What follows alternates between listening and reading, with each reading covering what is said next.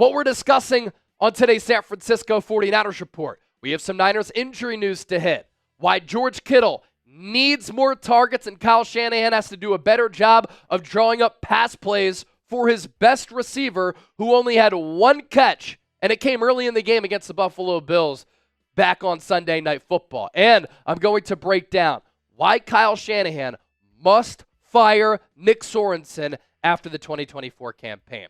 As for some Niners injury news, 2 marquee players and 2 stars on this Niners roster not practicing yet again on Wednesday. Their injury status as we look ahead, still in question after Trent Williams and Nick Bosa missed that game against Buffalo and then both missed the previous game against the Green Bay Packers as well. And even before they missed those 2 consecutive games, Trent Williams and Nick Bosa were playing banged up, especially in that game against the Seattle Seahawks. Trent Williams continues to deal with an ankle injury. Last week, he was on one of those scooters where his leg was elevated. That's not a good sign because he's a big dude who, when you get in those pass sets and when you run block, that's a lot of weight on your lower half. And then Nick Bosa, as an edge rusher, he has to deal with getting chipped, getting double and triple teamed, and then he excels with the bend and the twitch to get around the corner, and so he's dealing with hip and oblique injuries. So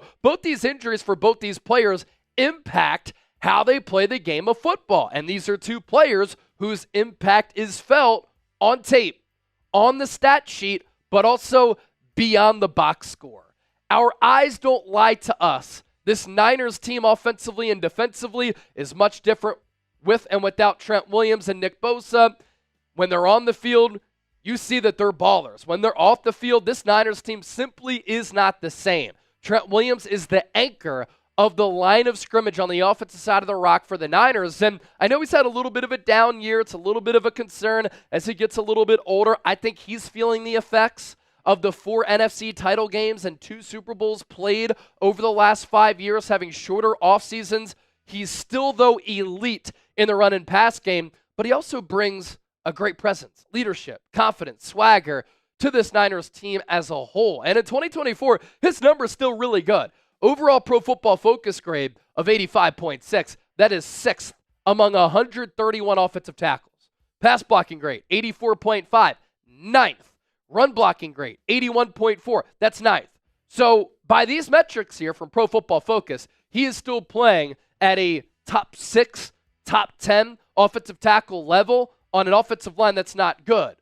He has given up 17 pressures, higher than normal. That's 90th among those 131 tackles, but only 1 sack allowed, and that's Brock Purdy's blind side. I will say that in the place of Trent Williams, Jaylon Moore has played really well. Since taking over in Week 12 against the Green Bay Packers, Jaylon Moore has the 5th highest grade, according to PFF, 83.5, among all tackles. And he's been the 11th highest player among all offensive linemen. So that's a positive development. Now, if you're asking Chase, if he's playing that well, can he play right tackle? Unfortunately, he's not comfortable playing right tackle. But with the whole offseason, could the Niners groom him there so that Trent Williams is the left tackle, Jaylon Moore is the right tackle next year, and then you don't have to use some of those assets in the draft and in free agency? Maybe that's a path. But Jaylon Moore has even said, I don't really like playing on the right side. That's not where I'm comfortable. It is valuable, though, to have a good backup left tackle, especially considering the age of Trent Williams. And by the way, I think the Niners in the draft, they have to get their future right tackle who eventually can take over for Trent Williams, get a center and a left guard as well. Nick Bosa, as for him in 2024, it's crazy to me that people have been in my mentions and in the comment section here on YouTube saying Bosa's overrated. $34 million per year for what? This guy is one of the more elite defensive players in the National Football League. Overall PFF grade this year of 90.3. It's hard to surpass that number for any player. Pass rush grade, 87.2. Run defense grade, really good, 74.6. When he went out following that Seahawks game, he was number 1 in the league in pressures with 52. He was number 2 in hurries with 34. He was number 6 in quarterback hits with 10, and he was tied for 4th in sacks, and that came on 320 pass rush snaps. If you're saying, Chase, he's been hurt a lot, these 2 games are the only games that he's missed except for one outside of when he tore his ACL in 2020 after his rookie season, and he suffered that injury week 2 against the Jets. So he has been a pretty available player, and he's been a highly impactful player. When Nick Bosa was on the field against Seattle, and that really started the downslide for this Niners team. They've lost 3 games in a row, and it started with choking against the Seahawks, and now the Seahawks have won 3 games in a row, and they're up 1 game in the NFC West, 2 games on the Niners. When Bosa was on the field, Seattle was averaging 3.3 yards per play. When Bosa was off the field, 6.1 yards per play. And the Seahawks scored both of their touchdowns when Bosa was on the sideline. Elsewhere on the Niners injury report, Deommodore Lenoir limited with that knee injury in practice. That's a good sign because last week he did not play. And maybe we'll see Dre Greenlaw soon. If it's not this week, could it be next week? Could the Niners hold him out? Of note, he is going to be a free agent. So he probably wants to get on the field to prove he can still play and stay healthy, and he can come off that torn Achilles. Limited today with an Achilles injury as he comes off that. George Kittle. The Niners have to target George Kittle more. San Francisco against the Bills. I know it was in the snow, but they had 86 passing yards. Josh Allen had no issues throwing dots and seeds as the snow was coming down. And as part of those 86 passing yards, George Kittle had 1 catch, 7 yards, and 2 targets. How does your best receiver have 2 targets in that game? That's made for a player who's physical like George Kittle. I don't get it. And Kittle, after the game, he didn't understand it either. He said, I do not have an explanation for my lack of targets. I think I ran like 6 more routes the rest of the day after catching the first pass of the game.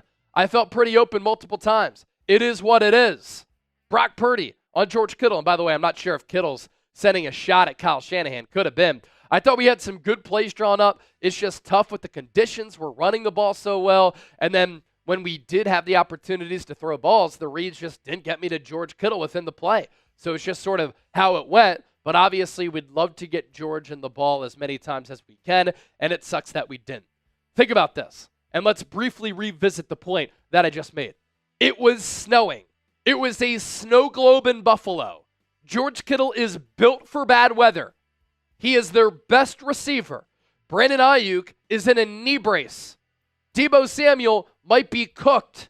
And George Kittle has 1 catch, and it came on the first pass.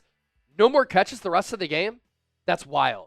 Some chat stats on Kittle. Before Sunday, Kittle had earned at least 4 targets in every game while going for at least 40 receiving yards while eclipsing the 50-yard mark in 7 of his 9 prior outings.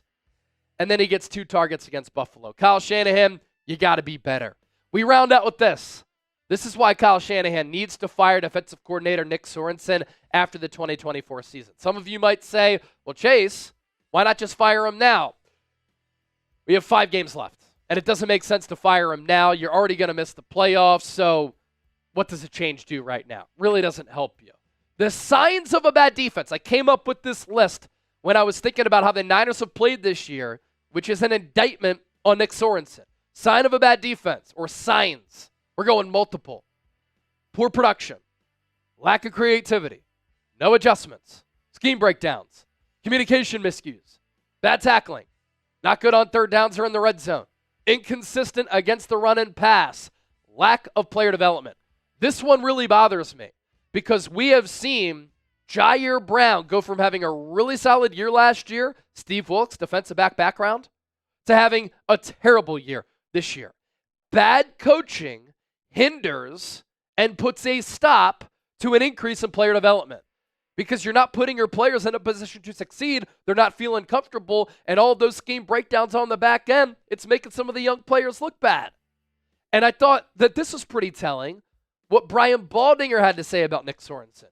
You got to have the horses to scheme some of this stuff up. And I agree with Baldy there. The Niners don't have a lot of horses up front. But he continues. But if you have no horses, you better figure out some scheme where you're getting a free hitter on the quarterback, and I don't see any of that. I see Arizona doing that over and over. They just out-scheme their opponents. But I don't see any of that at all. I don't see that type of creativity at all from Nick Sorensen. That's Brian Baldinger saying, Nick Sorensen doesn't look cut out to be a defensive coordinator. He's taken a couple of shots at Nick Sorensen. He's critiqued him. If you don't want me to say shots because you think it's unfair, Brian Baldinger knows that Nick Sorensen might be in over his skis a little bit. It's not cut out to be a defensive coordinator. And that's why Kyle Shanahan has to get rid of him and move on after this season. And this move can serve as part, and just one move, of an offseason that has to include a lot of moves for San Francisco to reset this organization a little bit, get some fresh blood in there, get some fresh energy in there, make some changes, and start fresh for 2025 and try to complete that quest for 6. If you want Nick Sorensen fired, type FN for Fire Nick. I want to see where the people are at. Thank you so much for watching. Don't forget to subscribe. We will be live on Thursday here on the Niners Report and our normal time slot, 5:30 p.m. Eastern, 2:30 p.m. Pacific.